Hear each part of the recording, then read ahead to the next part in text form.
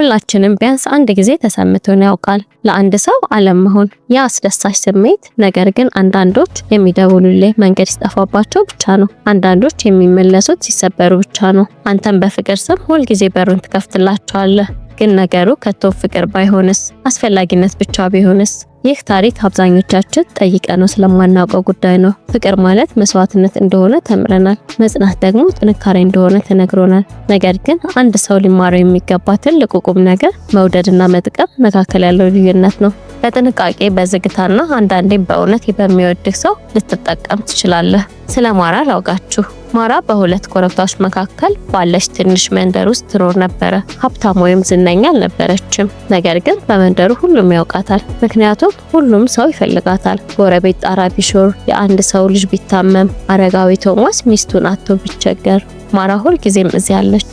ማራ ለመርዳት የተፈጠርኩ ነኝ ብላ ታምን ነበር። ስትረዳም የውስጥ ሰላም ይሰማታል። ባለቤቷ ኤድሪክ ዝምተኛና ደግ ሰው ነበረ። ነገር ግን የስራ ሁኔታ ሲበላሽ ይርቃል፣ ማውራት ያቆማል። ማራ ሳይጠይቃት ሻይ ታቀርብለታለች፣ እሱም ያለ ቃል ይቀበላል። ስራ ሲያገኝ ግን ይነቃቃል። ማራ ትዳር እንዲህ ነው፣ በጨለማ ውስጥ አብረኸው ስትሆን ብርሃኑ ይመለሳል ብላ ለራሷ አሳመነች። የቅርብ ጓደኛዋ ሴላም ብትሆን የራሷ ህይወት ሲወሳሰብ ብቻ ነው ወደ ማራ የምትመጣው። ለታ የልቧን ታፈሳለች፣ ማራ ደግሞ ትቀበላለች። ሴላ ሲቀልላት ትሄዳለች፣ ማራ ግን ከበድ ብሏት ብቻዋን ትቀራለች። ማራ እውነተኛ ጓደኛ በችግር ጊዜ ይደርሳል እያለች ራሷን ታጽናናለች። አንድ ቀን ግን ማራ ታመመች። ለ2 ሳምንት አልጋ ላይ መዋል ነበረባት። ለጎረቤቶቿ ደክሞኛል ስትል መልእክት ላከች።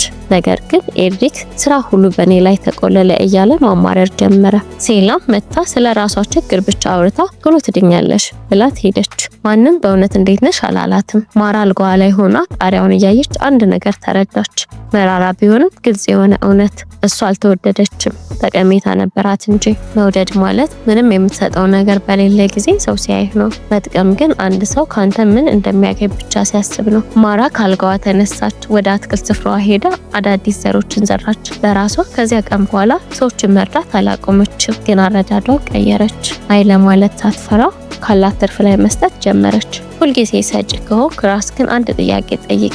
ምንም የምትሰጠው ነገር በሌለ ጊዜ አጠገብህ ማን ቀረ? የሚወዱህ ሰዎች የሚያስፈልጋቸው አንተን ነው እንጂ የምታደርግላቸው ነገር አይደለም። አንተ አገልግሎት ሰጪ ድርጅት አይደለም፣ ሰው ነህ። ራስህን ማስከበር ስትጀምር ማን አጠገብህ እንዳለ በግልጽ ታያለህ።